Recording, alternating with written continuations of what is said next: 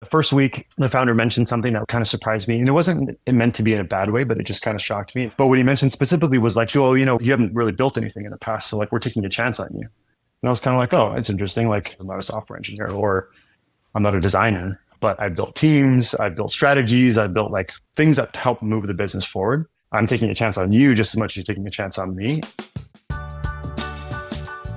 Hey, that's my guest today, Amaan Nathoo. He's the real deal in the growth space. Former VP of growth at Durable and Later.com, turned fractional growth advisor about a year ago.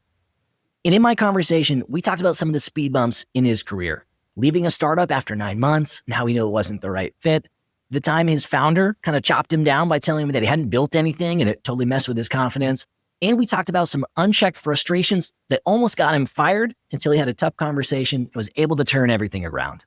If you're new here, I'm Andrew, and this is what this show is all about, having candid conversations with my guests about some of the toughest moments in their careers. It's enough for me. Let's jump right into the conversation with Amaan. So I currently live in Vancouver, Canada. I was born here, but when I was a couple months old, my family moved to California. So I spent the first 18, 19 years of my life in California.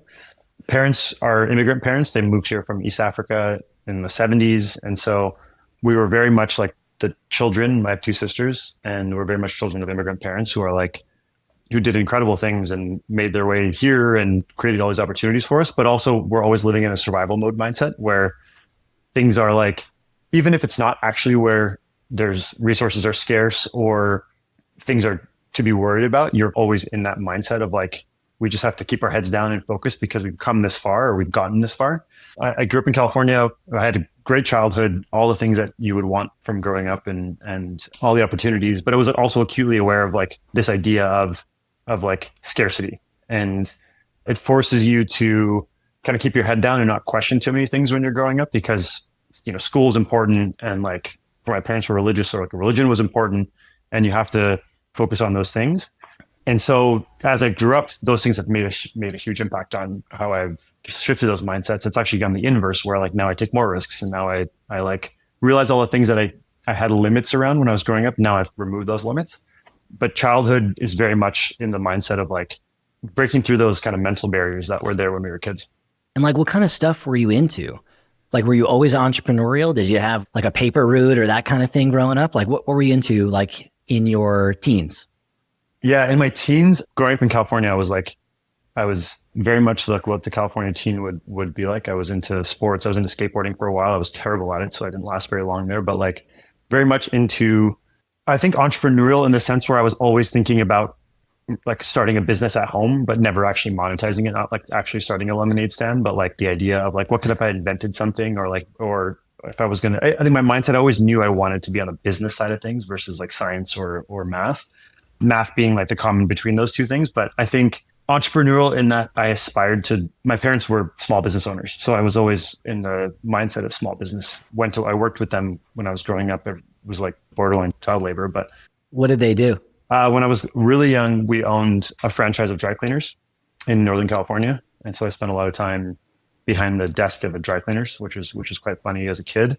Not the most exciting place to be when you're a child. And then my dad was also in real estate. So as we shifted away from the dry cleaners, my mom then kind of ran a couple of restaurants and small businesses. We owned like an ice cream shop, which was great when you're a kid. And then we owned a burger shop, which was the first time they actually paid me for the work. And like, so I was always around that entrepreneurial life.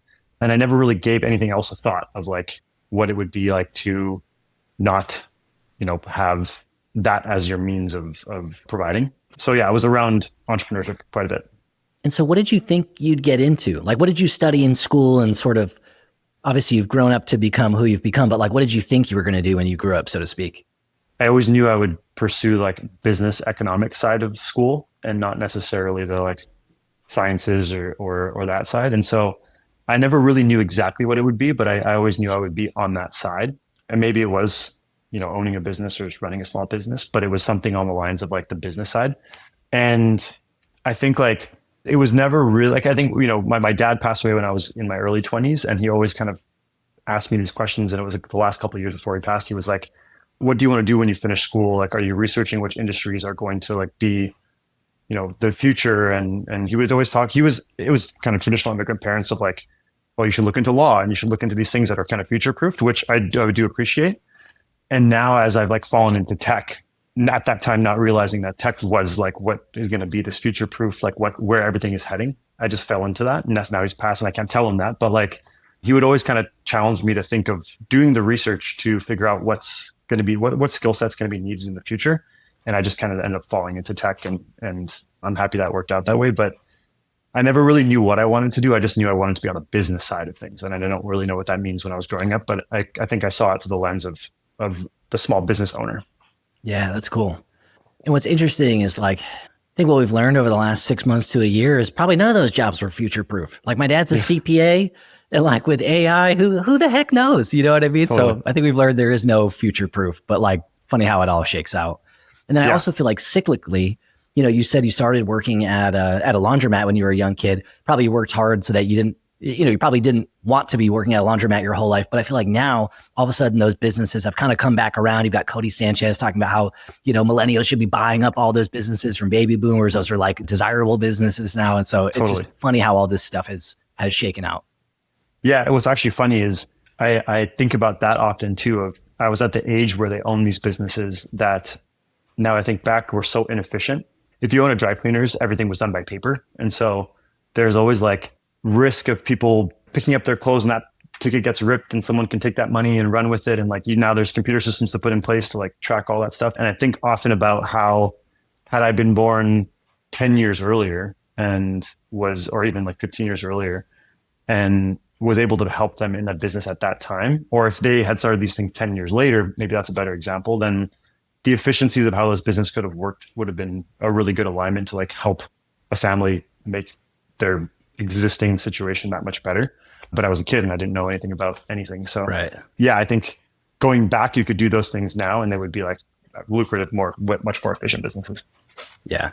And so how do you go from there? You're in school to starting to get into tech, into PLG, into the growth world. Like what were the first couple of steps in that direction?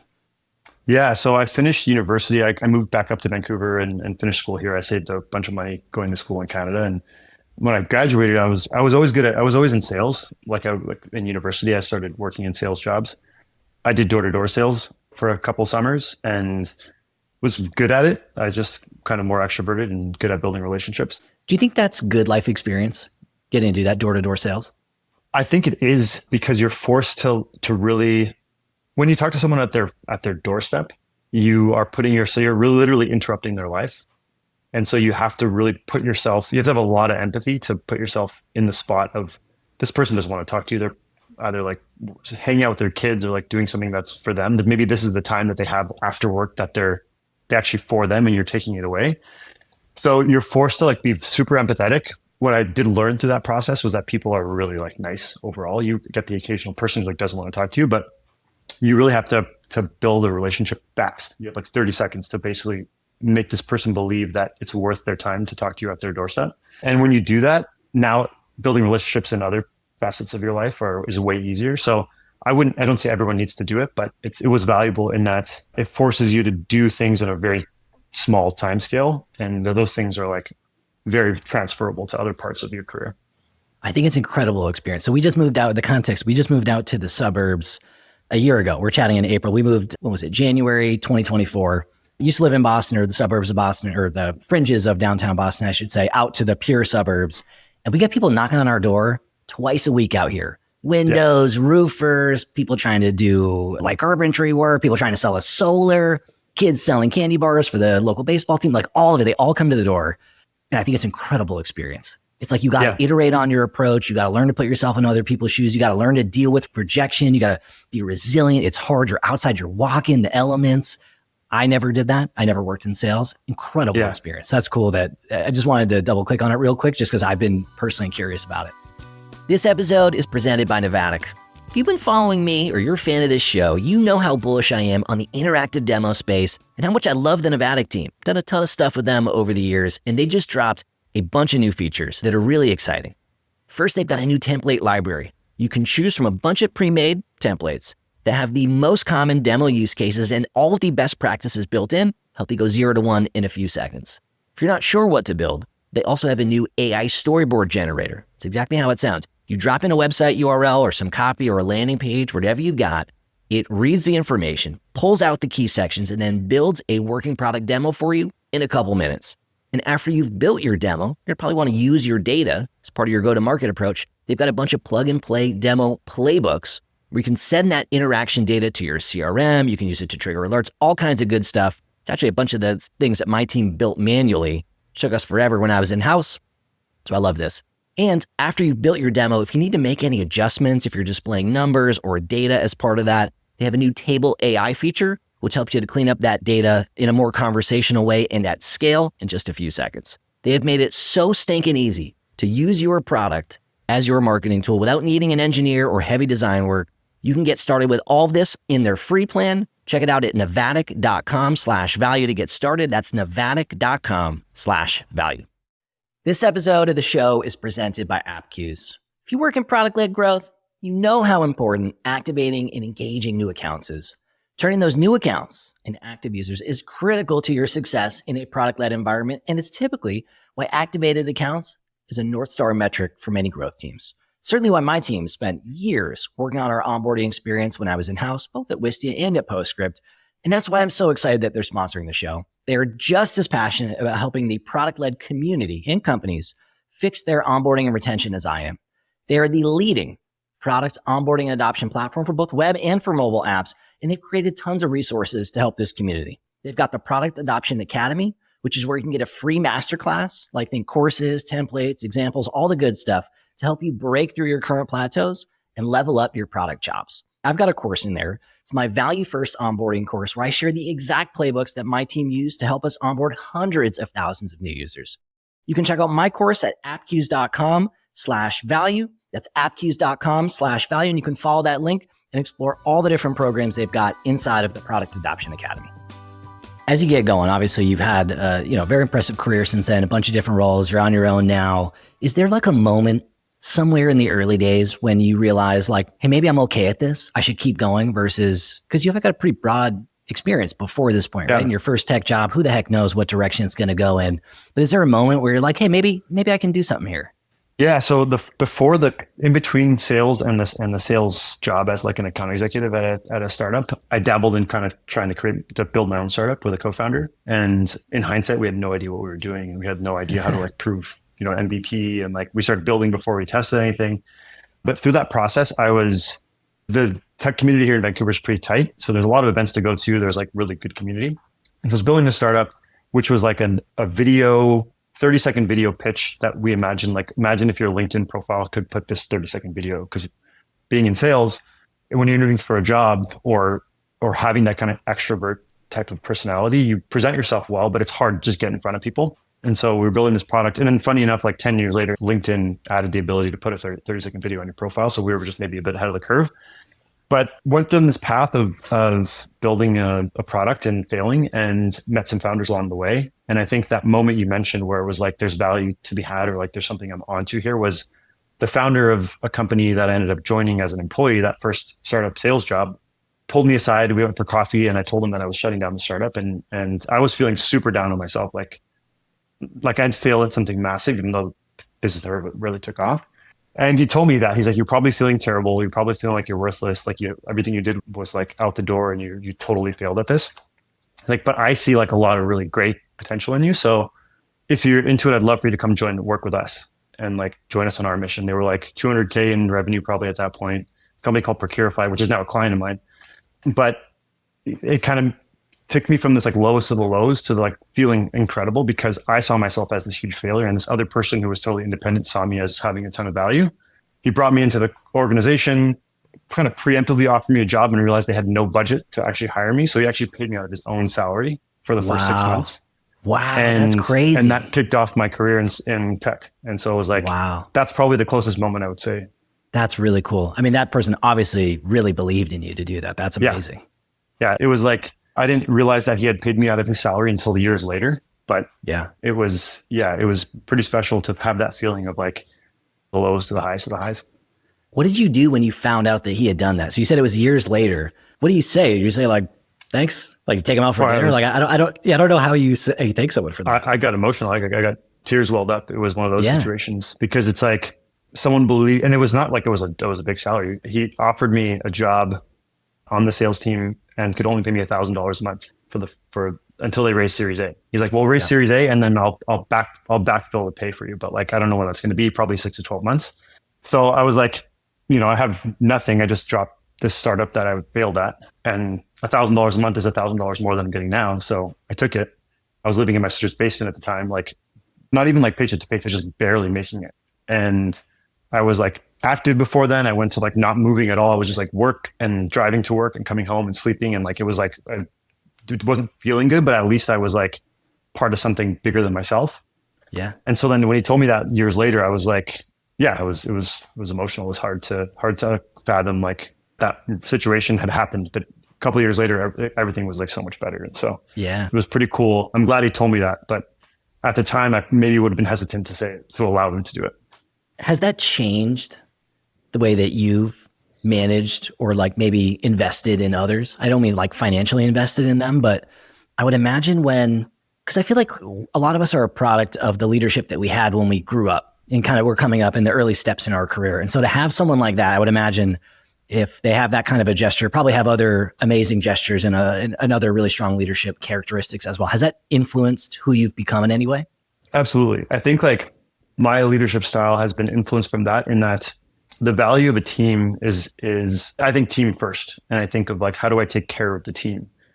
And if in order for a team to have high output, the bare minimum is they have to be happy and they have to be engaged. If they're not happy and engaged, then like the work doesn't have any purpose. They'll burn out, because even if they're doing an hour of work a day, but it's not work that makes them feel good, then they'll burn out.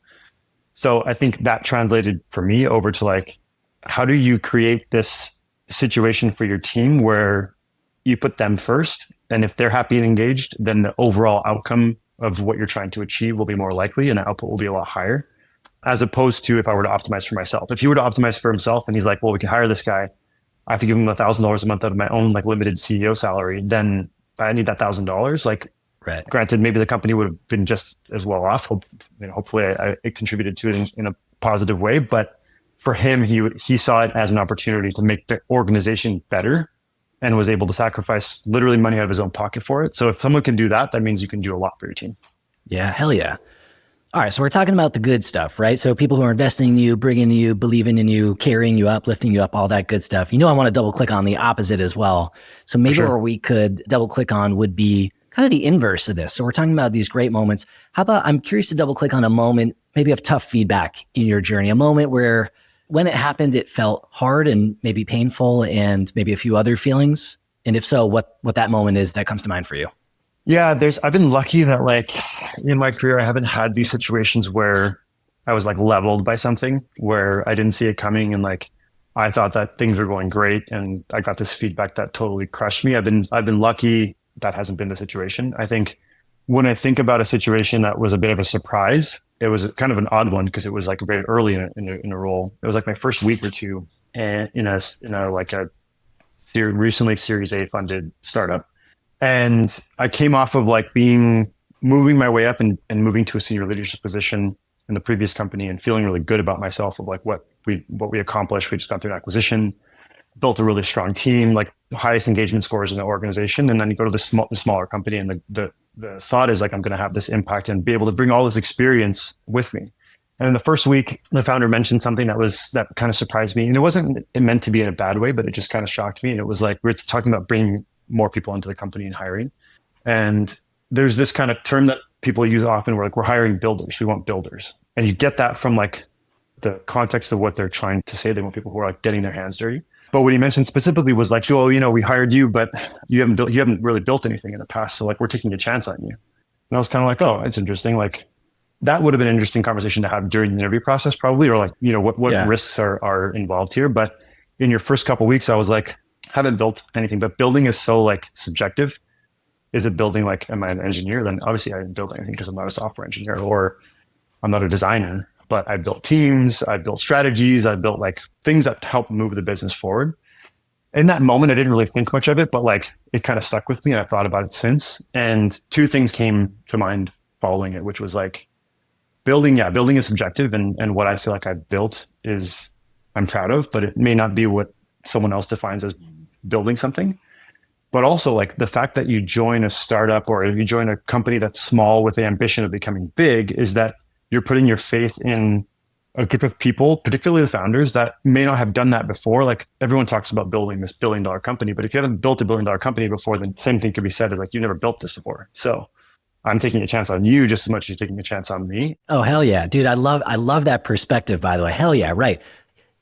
Like how many people have built $1 billion company before? A very small number. And most of them after they retire or they become angel investors. Like they're certainly not building another one. That's super hard work. So right. Totally fair. Yeah. And so I think like, in that moment, I wish I thought about it a little bit more, but it was like, we're all taking a chance on someone who hasn't built something, if you really think about it. But I think it just surprised me in that moment because it was such an early first couple of weeks into the role. And so, yeah, it hasn't like one of those moments where I was floored or I was like totally thrown off by it, but it just it was when you mentioned that, it's like, that's the thing that really resonates with me the most is feeling like something kind of shocked me or surprised me. And was it one of those things that you thought about later? Like, so you mentioned in the moment, sort of just stayed present and continued in the meeting, I would assume. But later, was it one of those things where you think about it and you're like, well, what the fuck was that all about? Yeah, for sure. I mean, think about it regularly. I think those kind of things, when they surprise you, though it's not like flooring you, it does question, it forces you to question your confidence level. And so when you don't have a lot of those moments, the few that happens, like I question myself all the time. That's the type of person I am. I'm like the type of person who, after an interaction with a friend, I'm like, did I say that thing that might have offended them? Like, and they're like one of my best friends. So I'm just always in my own head all the time.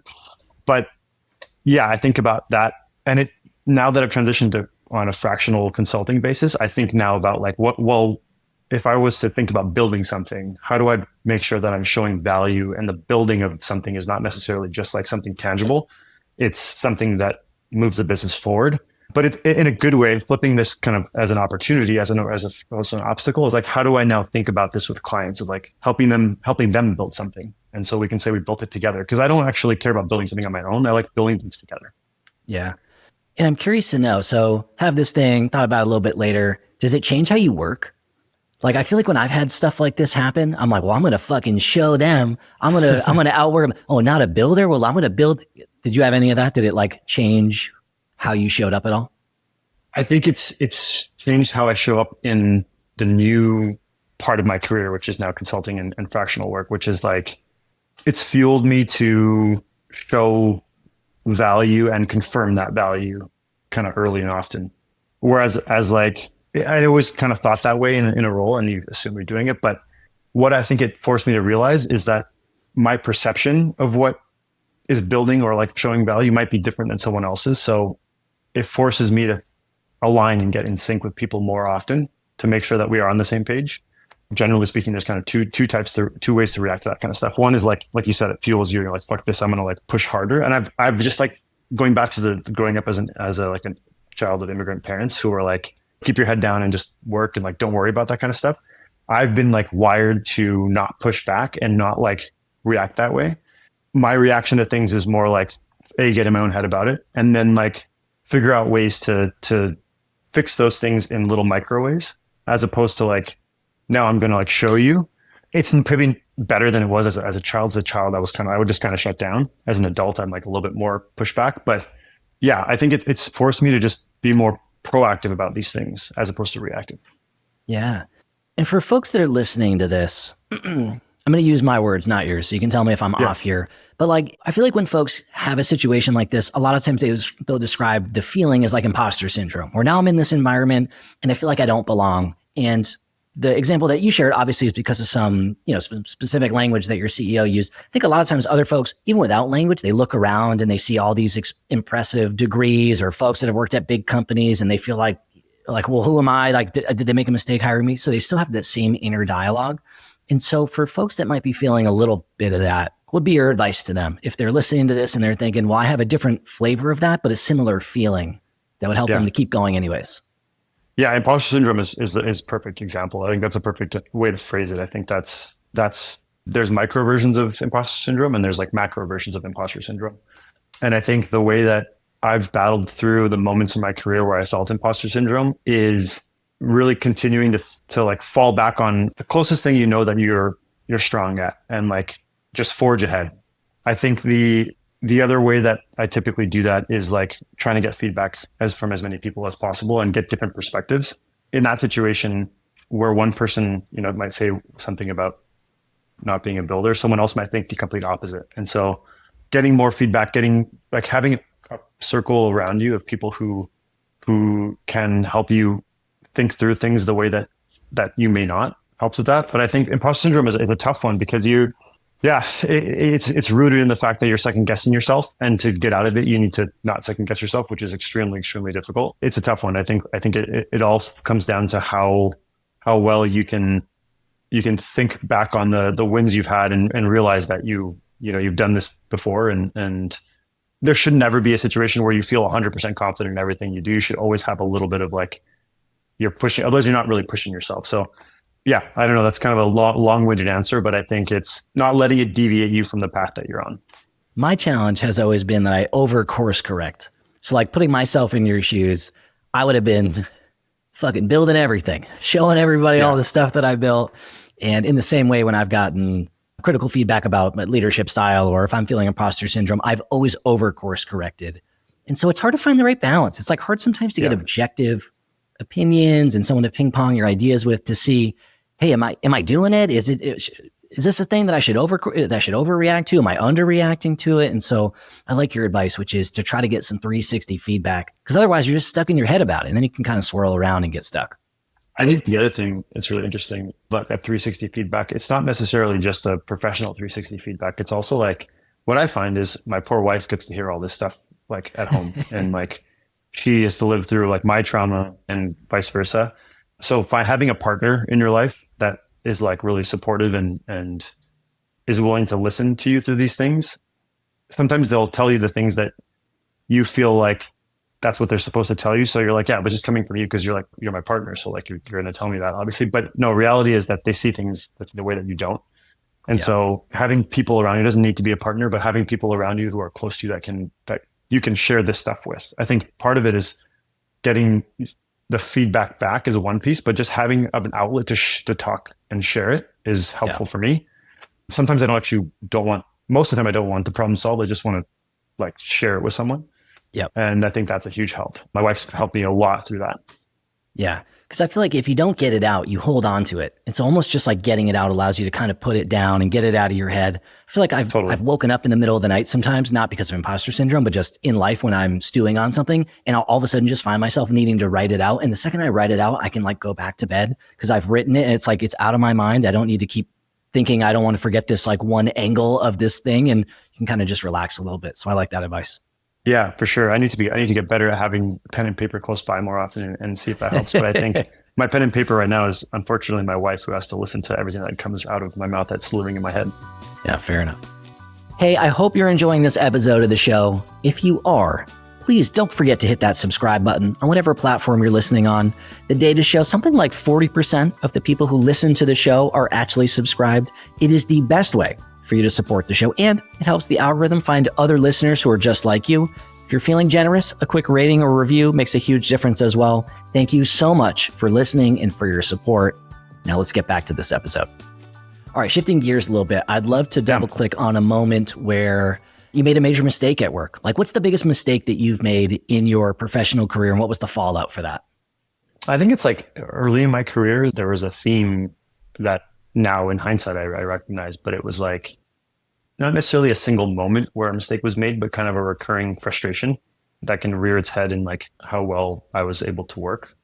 So working in startups or working in small organizations or companies that are like in this mindset or in this type of process is like, the nice part about it is that you play a role where your ideas may make an impact on the entire business. That's the kind of the root behind working at a company like that versus like a large corporation where you're just a cog, or you just feel like you're just a cog. So you have this like potential ability to influence the entire business. And so you have these ideas and these opinions, and when they're not heard, a little bit here and there, it's fine. But if they're consistently not heard and then it comes to fruition, it gets frustrating. So early on in my career, I was like seeing these things happen, and I would share them, and then it would kind of fall on deaf ears, or like it would kind of get pushed aside. And then like 6 months later it would happen. And I was like, fuck, like I said that if we had done that 6 months before, we would be in such a better spot right now. And I'm the type that To connect to your question, the mistake that I was making was letting that show and like wearing that emotion on my sleeve of like happens a couple times and then I'm visibly like not enjoying my job or not enjoying my role or like my day to day. I can't understand how people have those things live inside, but then on the surface are like totally normal. Like it's like that's not how I am. So that first role I was mentioning earlier that I joined, like early startup, there was a point where that was like very evident that I was like unhappy. And the founders were and sorry, so I just want to make sure I got it. So what you're describing, I think something that everybody listening to this will probably nod their head and relate to, right? So I see an opportunity. If you work on the marketing team, we should run this marketing campaign. It would crush it here. I share it in some meeting. A couple of people go, oh yeah, maybe. And then nobody does it. You follow up on it. Nobody does it. And then like 8 months later, somebody more senior or someone else on a different team who has a little bit more cachet or influence, or the board suggests the same thing. And then the company does it and everyone says it's a great idea. And you're looking like this around the room, right? That's kind of what we're talking about here. Yeah. Yeah. And it sounds so silly when you say it and like now when you say it like as like a higher level looking down on yourself, you're like, why are you so dumb to like let those things bother you? But in that moment you feel really proud that you're like dialed and you want to share these things and you work in an organization where the likelihood of you being able to say this thing and have it come to fruition is really high. And that's why you're there. And when it doesn't, after a couple times, it's fine. But after consistently, you're like, why am I here? Why am I like, what am I doing here? And then some people are good at like moving on and not letting that bother them. And I was not that person. I don't think I was that person either. Yeah, I wasn't that person either. My mistake was like, show it. And so after a while that catches up to you and you have these situations where other people recognize it and they know you're not happy. And so we went to the stage where we were like I was meeting with the founders to be like, what's the status? Should we move forward or should we part ways? And what was actually really interesting about that was we just needed to meet and connect. And I'm like probably jumping a little bit ahead here, but like the mistake I made and what I learned from it is like just communication. I wasn't communicating why I was frustrated and I let it build up and then the volcano kind of erupted. And when we sat down with the founders and we discussed what I was having troubles with and what they were interpreting, it like solved all those problems. But yeah, I think the kind of major mistake, which has happened, I think a couple times. And as you grow in your career, you realize how to avoid these situations is like realizing that you have an opinion, but it doesn't necessarily mean that it's the only opinion. And like, it should happen all the time and communicating through that. Right. And learning the language of influence and soft pitching and all that. It's a total skill set that I think takes a long time to learn. Yeah. Managing up. Everyone talks about managing up. Right. It's such a subjective thing as well. It's a soft skill. And so I did it the wrong way early in my career. And so what did you do specifically? So you said, hey, I was frustrated. People could tell I was frustrated. I just want to double click on that a little bit. Like, were you moping around the office? Were you becoming a detractor in the meetings? Were you fill in the blanks there? Like, what was actually happening that eventually spurred the founders to kind of pull you aside and say, hey, what the heck's going on? Yeah, I'm one of those types that like, if I struggle to be positive, if something is bothering me like that. And so, I was like lower energy around the office. I was not showing up to meetings with energy. I was like probably more negative on like the sentiment of like anything else that we were working on that wasn't this thing that I was like had such high conviction on. Little micro interactions with people where I would usually be super happy. I was like more down and more, short. And so it was very much like, visibly you could see this person was like, I was not my normal self. Yeah. And so what was the context for the meeting? Like, I'm just picturing, did they pull you aside one day or send you a Slack message like, hey, something's going on. Can we chat? Is it one of those Slack messages that's like, got a second? And you're like, well, what the heck is going on? Like, can you contextualize the context of the meeting? Yeah, it was like, I'm trying to remember. It was quite a while back now, but I think it was a few of these kind of little in the moment conversations, which were like, hey, what's going on? And like, oh, everything is fine. Like also when you're younger in your career, you're like, no, everything's fine. Like you just kind of, you don't, it's so hard to just be honest about how you're feeling. And so after a few of those types of interactions, we kind of mutually agreed that, hey, we should sit down and chat and like talk about this. So we actually had an offsite like location and we went for like breakfast, or I think it was like a breakfast or a lunch thing. And it was myself and two of the founders. And I think my intention was like, hey, I might quit. I might like in this meeting, I might tell them that I'm ready to move on. And I think their intention was like, hey, we might tell him he's ready to move on. You weren't caught off guard by the meeting though. It sounds like you knew exactly what the meeting was. They knew what it was. Okay. Yeah, exactly. And in that meeting was when we like uncovered, we just literally communicated for the first time, like actually trying, like we said the things that you actually felt. Like, I'm feeling this way. I'm feeling frustrated because we haven't had the voice to like represent our team and like blah, blah, blah, blah. And they're like, we're feeling this way. And we realized that we weren't actually that far off from each other. We just weren't communicating in the way that a good team should communicate. And so what's your self-dialogue in that moment? Like, does it feel like a pressure release valve? You said you entered the meeting thinking, this might be my last meeting here. First, was it your last meeting there? And then if it wasn't, how did the meeting feel and sort of when did things change, if you can remember? Yeah. So in that meeting, we had this like big aha moment where we were like, oh, we actually are on the same page. We just weren't communicating. And that meeting turned into like, it wasn't my last meeting. I stuck around for quite a while after that. And it was like, felt really good coming out of that. It was like the conversation that you are waiting to have with a friend or a family member that's like rooted in a little bit of conflict. But like when you get through it, you've come out feeling so much better. We had a really good actionable, like this is where the breakdown is, the root cause of these things. And we were able to like, go down the 5 whys type of situation and get down to like the root problem. And that root problem was not hard to solve. It was like, if we do these 3 things, I think everyone will be really happy. The team will be happier. I'll be happier, etc. And we walked out of that meeting like very energized. Cool. Yeah. And going into it, leaving energized, but going into it, did it feel combative at all in any points? Or was it more like, hey, let's just put our cards on the table. We're both beyond that feeling and just trying to get to resolution? Yeah, I think it was more the latter. Probably a little bit of like, I want to go in there and say my piece and like, say the things that I always think those ways. And then you getting those words out is always harder. But I think we laid it out on the table and I would say that probably solves like 90%, 99% of most of the conflicts in a workplace setting is like how well you can communicate what you're actually feeling and put in your cards. But it's early in your career when you're first like few years into what you see as your actual career, that's not an easy thing it's not an easy skill to develop.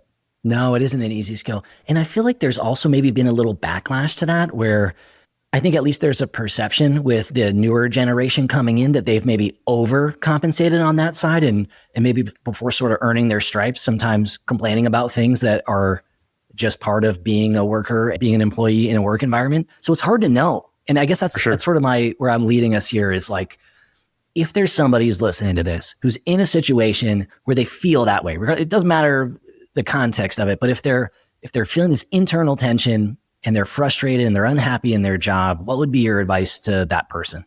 Yeah, my advice is, I have 2 versions of it. One is like the way that I was thinking about this not that long ago and the way that I think about it now. Both are rooted in like sharing the information as like quickly as possible and being transparent about it. And that might be with like, maybe it's your direct manager, maybe it's like your manager and their manager, but some group where you feel like you're able to say something and be heard.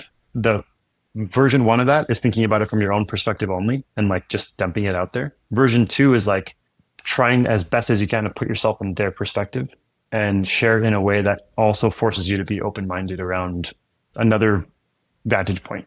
I think the default is to like, I need to say these things. I need to get this off my chest. The more like, call that the lower level version. The higher level version is, how do I say this in a way that actually is going to resonate with them, not what's going to resonate with me?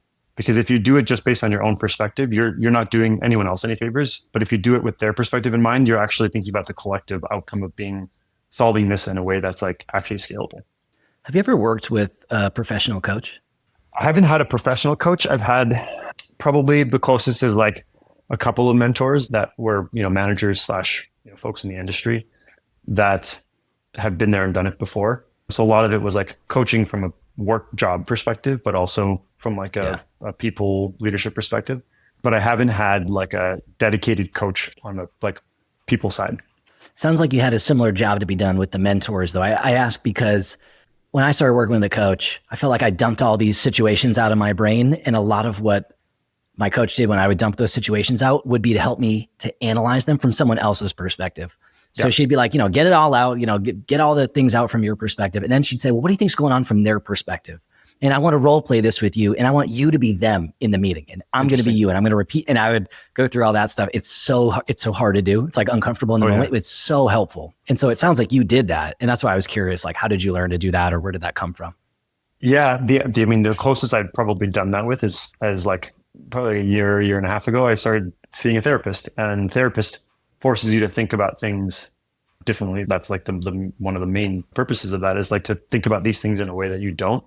So it's less of like the role play specific, but the theme has been like thinking of another layer above yourself and another layer above that. It's a very challenging thing to do, and it takes another person to get you there. Yeah, it totally does. Yeah, one of the other exercises I used to like is my coach would say, okay, forget this situation. It's 10 years down the road and you've accomplished all the goals that you've set out to accomplish. What would that version of you tell this version of you for advice? And I'd be like, oh, fuck. And it's just like things like that, right? But you can't do that on your own. Like that's not a chat GBT prompt. That's something where you really need to work with someone and get outside your brain. Totally. Yeah. And I always thought that like the idea of, like, I understood the idea of a mentor, but a coach is always like, oh, like from a professional standpoint, I get it. Like someone who's going to coach me through certain situations, but this type of a coach where it forces you to think about from a different perspective, like that is something I've learned more recently, is that perspective is like such an important part of being successful, personal, professional, whatever. You have a strong conviction of your own and a strong bias to believe that you're right, and you're probably wrong. Yeah. So let's go on that thread. So on the conviction side, I'd love to hear about maybe a time when you struggled with conviction. So like maybe one of the harder career decisions that you've had to made, and what was at stake for you? Yeah, it's happened a couple times, but I think it's happened twice to two specific situations where you're at an organization. For me, that I was at an organization that was growing and like on the like a more mature, larger organization that has grown through a certain path or is now about to go through another path, and having this moment where I felt like I had my ability to influence had like now diminished, and now I want to go to an organization that I can join and is maybe smaller, and smaller means closer line to the top and more influence and more ability to change the business. And so I'm kind of I've made a couple of decisions where I've gone from big to small with this feeling that like, oh, small is going to be really good, and I'm going to be able to like do all the things that I haven't been able to do at my last role. The grass is greener over there. And what that stake there has always been like leaving something that is, and is solid for something that is unknown, but you have a high conviction on. And that's happened a couple of times in my career.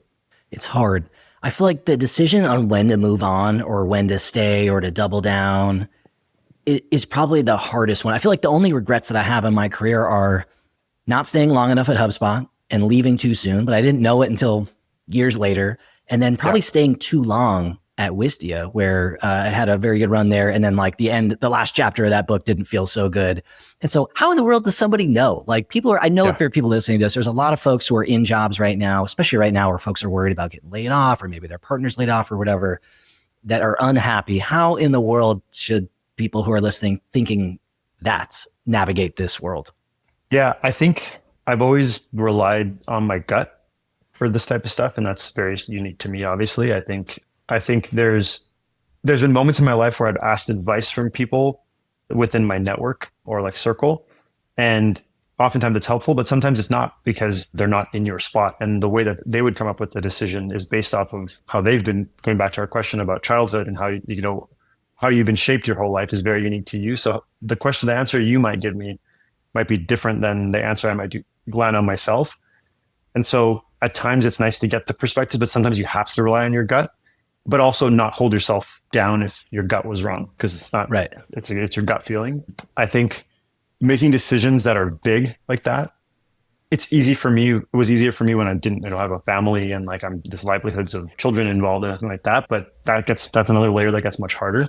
But relying on my gut and relying on your gut, I think is really strong. And then seeking out perspectives of people who see things differently and also see things similarly. So you get a little bit of everything, but ultimately it's like their inputs into how you make your decision. And I think your gut has like has a heavier weight than what some people might give it to. There's a lot of situations where people don't go with that gut feeling. And I think it's important to remember that gut feeling is has come from years of experiences, and don't discount those experiences. So my gut was wrong in the two examples that I just shared, right? So my gut told me, so I was just going to ask if yours has been wrong, or in this situation, if it was right or wrong. Yeah, it wasn't necessarily wrong in a huge mistake, but what I was optimizing for wasn't exactly what what ended up being the case. So going back to the original kind of examples, like I'm thinking about going smaller. Smaller means more influence. Not always the case. It really depends. It's very like agnostic to the situation. You could go to a small organization and feel that you have a direct line to the person who's making the decisions. But that also means you only have one person to convince. And if you can't build a relationship with that one person, you're actually much worse off than in an organization where there's layers of leadership and you have, you can build relationships with different people and work together to solve, whatever you're trying to solve. So smaller might mean that you're closer, but doesn't necessarily always mean that you have more of an influence or more ability to do things. It really boils down to the culture that exists in that place. Yeah. And maybe the background of who you're working for. I feel like I've worked, as a coach or as a mentor with a bunch of folks who went smaller, worked for I'm going to pick on technical founders for a second because the pattern is strong with them, worked for like a really technical founder who had like a product or an engineering background, and they just meddled and micromanaged. And instead of having more influence, they took a really diminished view of their role and responsibilities because they couldn't do anything.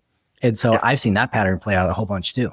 That's essentially what I went through recently. And that forced me into a quick decision to then the other major decision that they're all tied together is like leaving full time and going fractional / consulting. It's like not an easy thing to do because it's so unpredictable. And you can probably speak to this more than anyone, though I feel like everyone in the PLG SaaS space is learning from some of the work that you do. So yours has been the work that you do has been like an inspiration for people like myself to go and do similar work. But you can probably speak to the fact that it's not predictable at all. And I think you posted quite a bit about this. And that's like the big career decision was stepping away from a salary to, can I make this on my own? Am I valuable enough where someone's going to pay me for each hour of my work? That's like a very big decision to make and a big risk to take. Hey, if you're enjoying the stories on this show and feeling like you're ready to tackle some of your own hurdles, I'm here to help. If you didn't know already, I offer one-to-one coaching specifically for people who work on or around growth teams who want to have a bigger influence and impact in their roles. Maybe you're navigating some tough moments, whether it's managing your team or handling feedback. Maybe you just want to step into a bigger leadership role. Or maybe you're at a unicorn company today and you want to make sure that the company doesn't outgrow your skill set. Either way, I can help. If you're interested in learning a little bit more, head to deliveringvalue.co/coaching to learn a little bit more and set up a call with me to see if we jive. All right, enough from me. Back to the episode. How far into that role, before you went on your own, did you realize that it wasn't going to work out and that you were going to do that next? It was pretty early on. It was like probably 3-4 months in where I realized that the space that I was expecting to be able to flex these like muscles that I've grown from all these different roles. And the most recent role before that was where I found I really like expanded my career in a way that was really excited about. So you like go from big growth in one organization and all this like experience, and you jump into a small one and you feel like hopefully you can leverage that. You're building leverage essentially. And when I realized that leverage didn't exist, that the ability for me to like influence didn't exist, it was pretty quick. It was 3-4 months. I ended up leaving within 9 months, but I wanted to spend some time like getting things in a good place before I ventured out. And I actually didn't think I was going to go down the consulting path like immediately. I thought I would just take a bit of time and like clear some space and like move a bit more physically and like read a bit more and learn more. And then I ended up just like thinking about, well, if I got one client to just hold me over and pay my mortgage and pay a few other things, and that turned into like a client that I go to the gym with that happened to need these services, who was like, oh yeah, I think you should meet our founder. Like she'd probably love to meet you. And that turned into the first consulting client. And then that spiraled into a couple others. So it was pretty early. And I also feel like I'm different than most, where once I feel a certain way, I just go and do it. Like if I'm not enjoying it, I'll just jump out and figure it out, as opposed to like my willingness to sit in an uncomfortable situation like that is super low compared to the average person, I would say. No, that's really interesting. Right. And so you knew based on that a couple months in that it probably wasn't the right fit for you. Yeah. Weren't sure what you're going to do next, evaluated a few things, and then it kind of worked out in this direction. How common do you think that is? Where somebody leaves, they go to a new place, for whatever reason, it doesn't work out, the company doesn't represent themselves, or who knows, a variety of reasons why, but you're a few months in and you just know it's not the right fit and you're trying to figure it out sort of behind the scenes. But how often do you think that happens? I think it happens very often. Now that I've gone through that and I've had conversations with other folks that have recently moved into new roles and had the same experience, I'm realizing it's super common. I think the difference for me that I've noticed, and my wife can speak to this more than anyone because she's seen me do this multiple times, of like the moment I realize like it's not good, I'm like, okay, I'll free myself from this. I'll think better when I'm not in the situation. So I'll just like remove myself. And I think the more common path is like sitting in it and trying to figure it out. And not to say that's the wrong path. It's like, for me, it's hard, but for others, I think it can work in one of two ways. It can work in that you figure it out and it gets better, or you get more information about what's not working. And then eventually you might leave, but you gave it your best shot, or you ran towards it. I've historically been the one to like run away from those things. And I think there's value in running towards it. And I'm working on that, as we speak. It's interesting to hear you say that, because as you were sharing all that, I was like, I wish I ran away faster when I knew it wasn't going to work right. Because I just feel like even in my own careers, I reflect as kind of self-evaluating as I'm listening to your story and then getting to do what I do now. I hear from folks that stay too long and then they haven't hit their self-worth. And then they take that with them to the next thing. And the way that you can stop that is by taking your self-worth with you and leave it earlier. And so that's just really interesting again, the grass is always greener, right? But it's interesting that you took the other approach. I think that's courageous.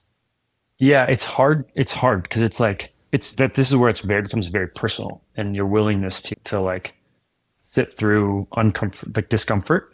I seek discomfort in some aspects of life, in that like that's where you grow.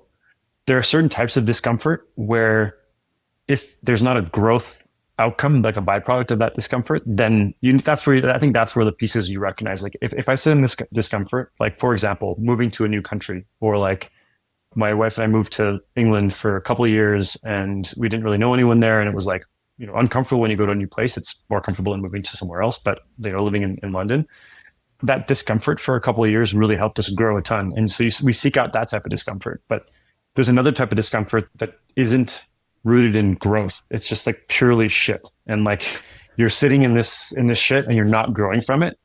The ability to recognize which is which is super key. If you're sitting in the discomfort and the upside of it is like non-existent, you got to get out of there really quick.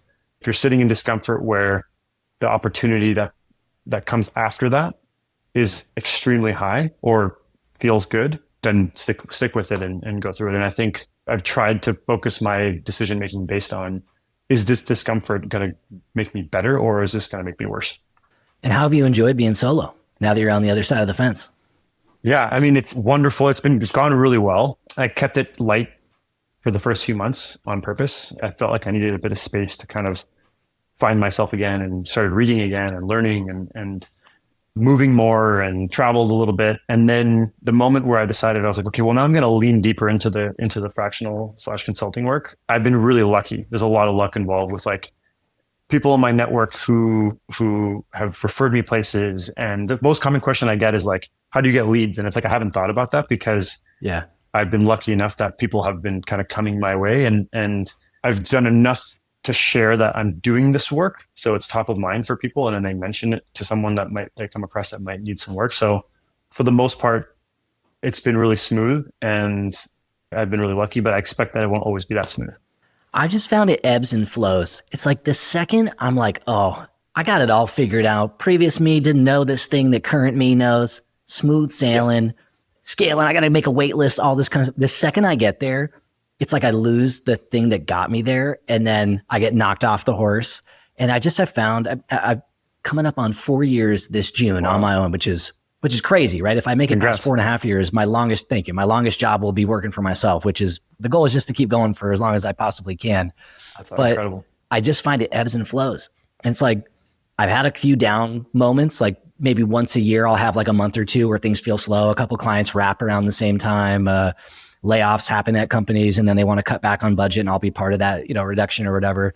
And I'm like, oh, that's it. The journey's over. And then like a month or two later, I'm back on the top of the mountain being like, oh, former me was just so worried about everything. Everything's cool. And so I just try to stay level and just know it's going to be up, it's going to be down. And like, that's the fun. I'm just coming up on a year into it. And I think I've had like little moments where it's like, the budget needs to tighten. And so you lose one, but you still have a good relationship. I think Yeah. I have yet to kind of see the downflow, but I'm expecting it. It's not one of those things where I'm living in like, oh, this is great. It's going to be like this forever.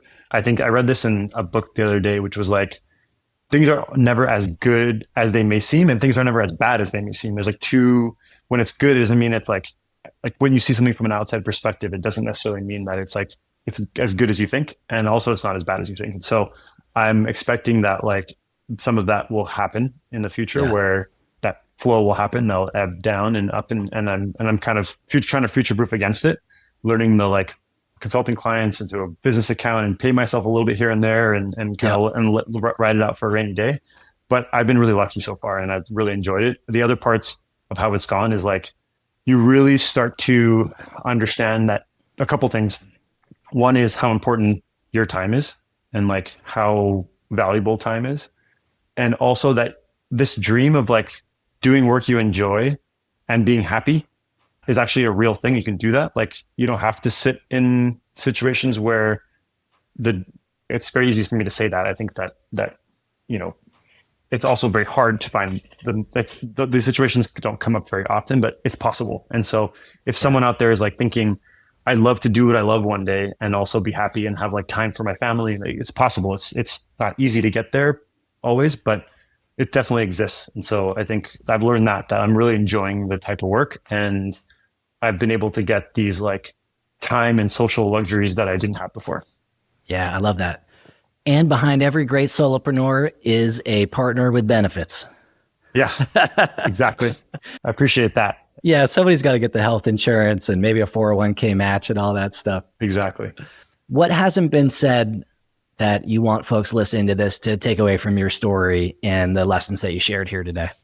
I think one of the couple things that really I've learned over the last couple of years, but really in the last year, is there aren't a lot of really exceptional leaders out there.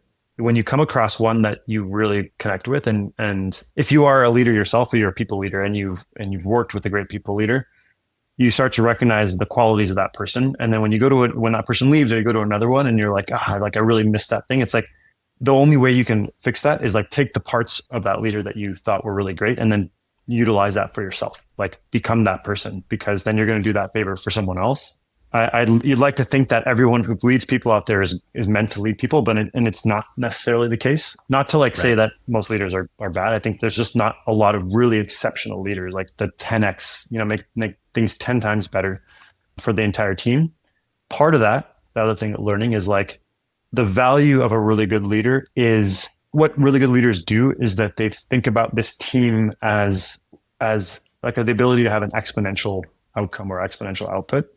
A lot of leaders, I think of these, they're very transactional. It's like this person has this role and they do that thing, and that person has a role and they do that thing, and that person has a role and they do that thing. And like, if they do their parts, then we'll be fine. But where it starts to compound is, can all of these people work together in a way that 1 + 1 = 2, 1 + 1 = 5, etc. And that's when like you really put the team ahead of a group of individuals.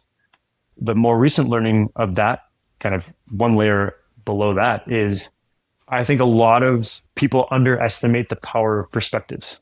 If you work on a team, or if you're part of a team, or whether you're on a team or you lead a team, like layer one is you don't give that team the tools they need to be successful. That's like kind of poor leader. Good leader is like you share information transparently and you understand, how to set expectations well, and people can do their best work. They can do their work well because you're giving them the information that they need to do their work well.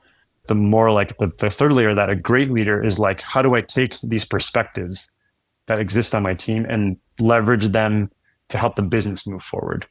And so over the last like year, 2 years, I've thought a lot about like how valuable perspectives are. And you have to be able to understand other people's perspective for you to be able to leverage that value. And ironically, now I'm like a solopreneur. And so I don't have like the team to get the perspectives from anymore, but those perspectives live in different ways. And so like one thing that I've been really thinking about a lot lately is how to make sure that I'm taking everyone else's perspective in without just focusing on my own. And we talked about the role of mentorship today. If there are folks listening to this that are trying to make this transition from like poor to good and maybe eventually to great, are there any books or resources or accounts that you want to recommend to them that'll help them in their own journey? Yeah, I went through a stage of like not reading at all for so long, and then as soon as I quit kind of full time, I was like, I'm gonna just immerse myself in reading, and I read like Oh, I did the same 15 thing. books Yeah, I did the same like thing. immediately. And some of the ones that stood out to me, there's one's really quick read, Trillion Dollar Coach, which was about I can't remember it. Bill, I forget his name now, but he's like you've probably read it, and it's really He quick, coached like the Google easy. guys and like all the, yeah, I know who you're talking about. Yeah, all like the best leaders in the world went to him for advice, which is like incredible. Yeah. And his legacy is like built around that. And he has some really great lessons on it's really just like all the things we've talked about. I had this book sitting on my bookshelf for like 5 years and I finally just read it, which is Ray Dalio Principles. Long book. The first chunk of it is like very technical about his hedge fund. And so if you like you not into that part, you might get a little deterred and drop it off. But if you stick through the work and life principles portions, it's really interesting. And the two things that resonate with me the most coming out of that book, reading that book, is you have to be, in order for a team or a group of individuals to be like as effective as possible, you have to be radically open-minded. And what that means is, and going back to what we were just talking about perspective, is like, in order to be radically open-minded, you have to basically assume that you are wrong about everything that you have. Like you form these opinions and you're wrong about them. And if you approach it that way as like the scientific method to go prove yourself wrong, the two outcomes are either you're going to find out that you were right, in which case, great, or you find out that you were wrong, but now you've answered the question that you solved the problem in the way that should be solved. And so that's a good outcome. So either way of those situations is a good outcome. And then there's a piece around like idea meritocracy, where people who are involved with coming up with solutions, the people who are most versed in those solutions should be the ones with the highest merit in their ideas. And so when you build a team or you work with an organization thinking about being radically open-minded and leveraging like those with the most experience and the best fit for those ideas, not to say that you should only work with those people, but like the merit of those things come from their experience. Those two books were really interesting. There's a bunch more that I'm forgetting, but Ray Dalio Principle I just read, and I refer back to it super often. Oh, that's cool.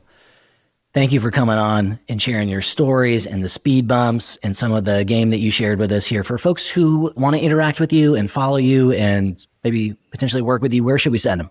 Yeah, LinkedIn is the best place to find me. I'll send you the link, and you can, I guess, probably link it to the episode here. But I also am now, I have like my consulting website, and I'm rebuilding it at the moment. So the version of it right now is like a placeholder, and so there'll be maybe a new website by the time this goes out. But way to get in touch with me and book a call. I approach consulting very much like a PLG product, where you can book a free call and I'll actually give you this free advice and like help you with your business. And if I do a good enough job with the freemium version of my consulting services, then hopefully a lot of people can get free stuff. And then a good chunk of people, a small percentage of that wants more can bring me on as a consultant or fractional leader and then get more from it. So yeah, my website, which is linked to my LinkedIn profile, but LinkedIn is the best place. Cool. We'll put links to all that stuff in the show notes. Thanks for coming on, man. Awesome. Yeah, thanks so much.